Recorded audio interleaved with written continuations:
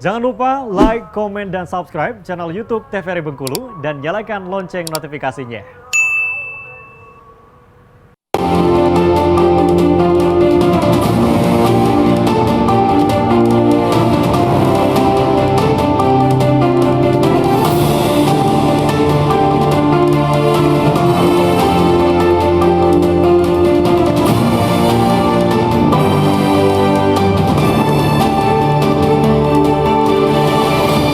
Assalamualaikum warahmatullahi wabarakatuh.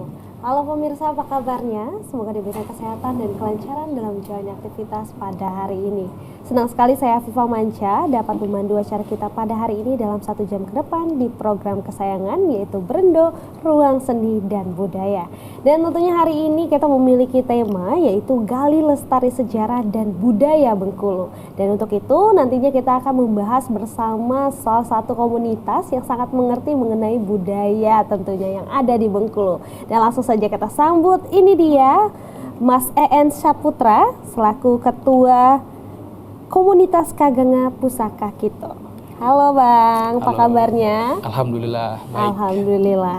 Dan juga kita sudah kehadiran Mbak Gaya Mentari selaku Sekretaris Komunitas Kaganga Pusaka kita. Nah, ini mungkin boleh dijelaskan dulu nih ya Bang ya, mengenai komunitas Kaganga ini seperti apa sih? Boleh dijelaskan? Oke, jadi komunitas Kaganga Pusaka kita itu adalah komunitas yang bergerak di bidang sejarah dan budaya Bengkulu ya. Nah, komunitas ini berdiri pada tahun 2019 ya, bulan April. Meskipun secara resmi kita menjadi komunitas yang berbadan hukum itu baru pada tahun 2021. Jadi secara keberadaannya sudah ada 2019, tapi secara hukum itu baru di beberapa tahun setelahnya kan.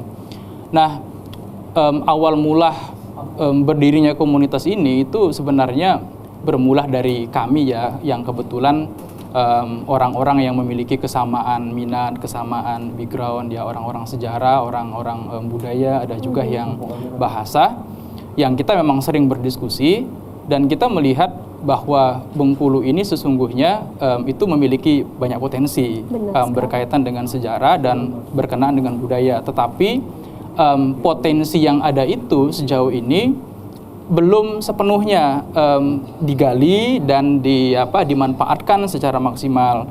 Dan kita sadar bahwa dalam rangka memanfaatkan potensi itu ya, tidak hanya bisa mengandalkan pemerintah atau orang perorangan, tetapi kita memerlukan sebuah wadah untuk melakukan atau sebagai media untuk melakukan pelestarian itu. Dan kita akhirnya ya udah kita bikin aja komunitas gitu kan. Maka sejak itu ya udah kita sepakati kita akan membuat sebuah komunitas namanya Kaganga Pusaka Kita, yang kita ambil dari salah satu ikonnya Bengkulu ya, yaitu berupa aksara atau manuskrip itu tadi. Itu cerita singkatnya pada waktu itu.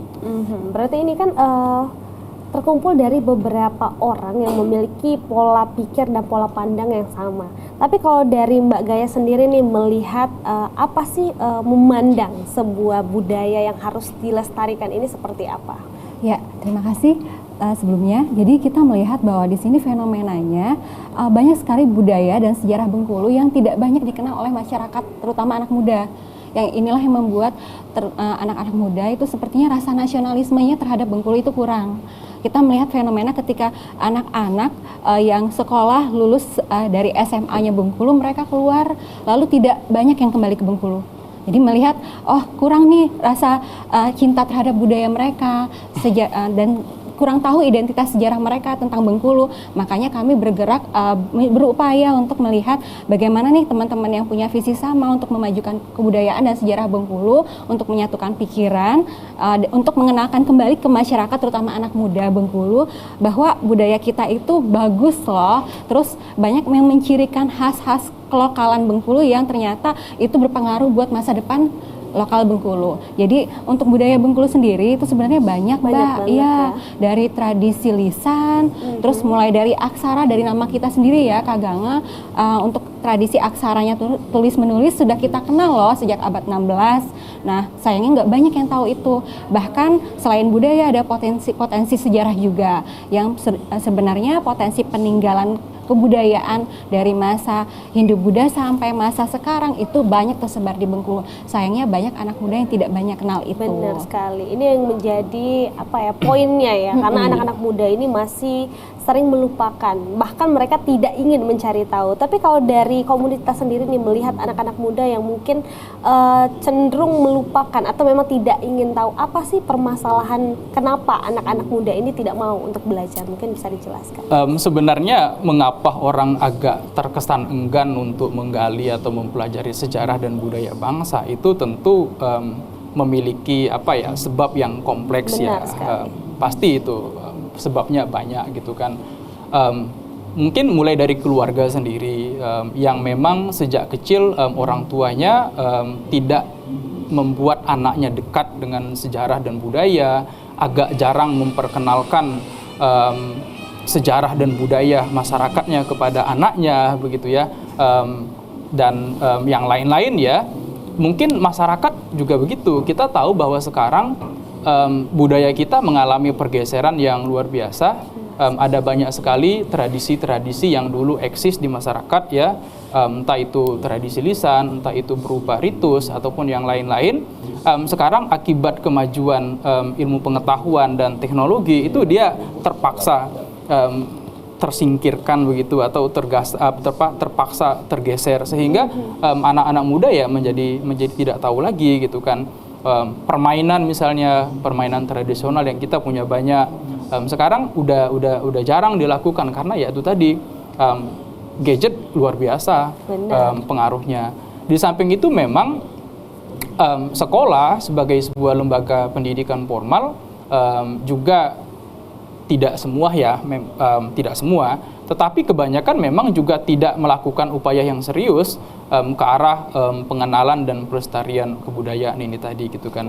Ya kalau kita bicara pemerintah mungkin beberapa saat ada yang perhatian, tapi beberapa waktu vakum lagi ya, begitulah ada dinamika saya kira. Jadi kalau bicara soal penyebab tersebut, saya kira penyebabnya sangat kompleks, baik yang dari internal sendiri ataupun yang dari eksternal tadi. Benar sekali, berarti memang untuk pengenalan sejarah atau budaya ini sendiri memang harus dari dasar ya, dari orang tua ya, yang mungkin bisa kita berikan, lalu dari sekolah tentunya pendidikan dari bangku SD, SMP, SMA itu yang sangat penting ya mungkin ya. Karena dari kalau misalnya kita udah besar itu mungkin kita agak kesulitan nih untuk belajar lagi dan menumbuhkan rasa cinta gitu ya terhadap budaya dan tradisi yang kita miliki. Nah, kalau misalnya di Bengkulu sendiri nih, dari komunitas sendiri melihat tradisi budaya yang ada di Bengkulu, kira-kira apa sih yang tradisi yang ini yang harus dikembangkan terus, jangan sampai mati kira-kira?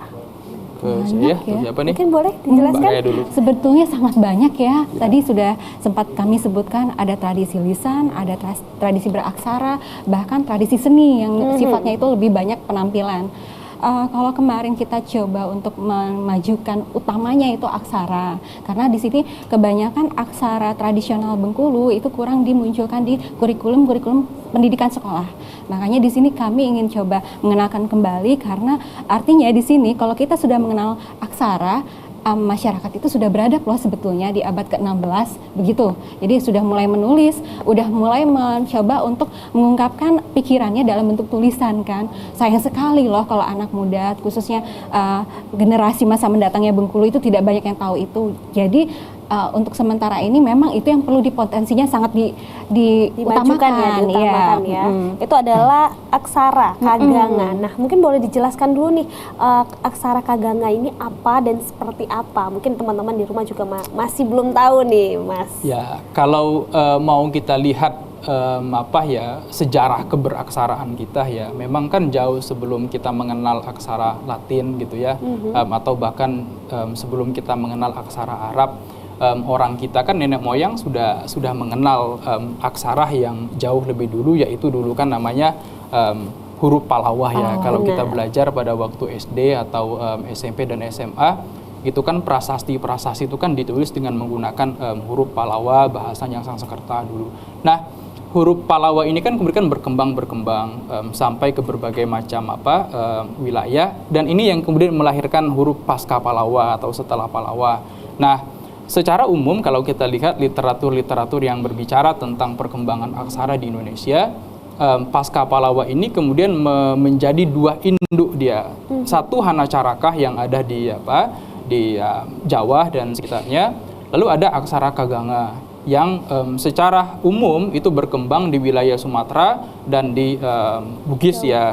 Nah, tetapi Kaganga sendiri kan tidak tunggal. Ketika dia sampai ke berbagai macam daerah, dia kan pecah-pecah juga menjadi berbagai macam varian, sehingga kita mengenal ada aksara Kaganga Batak misalnya kan di Sumatera Utara, terus ada yang Bugis, terus ada pula aksara Kaganga yang di Sumatera bagian tengah dan selatan ya, Kerinci, Lampung, Sumatera Selatan, Bengkulu, termasuk kita salah satunya.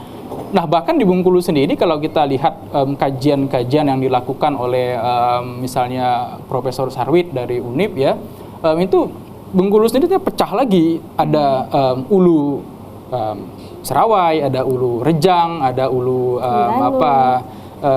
nggak ada Enggano, ulu Lembak dan ulu Pasemah gitu kan. Jadi berkembang lagi. Nah, terkait istilah juga sebenarnya perlu kita berikan informasi bahwa istilah Kaganga sendiri itu istilah yang digunakan oleh seorang peneliti asing. Baik, ditahan dulu. Seperti apa istilahnya setelah jeda pariwara berikut ini, tetap di Berendo Ruang Seni dan Budaya.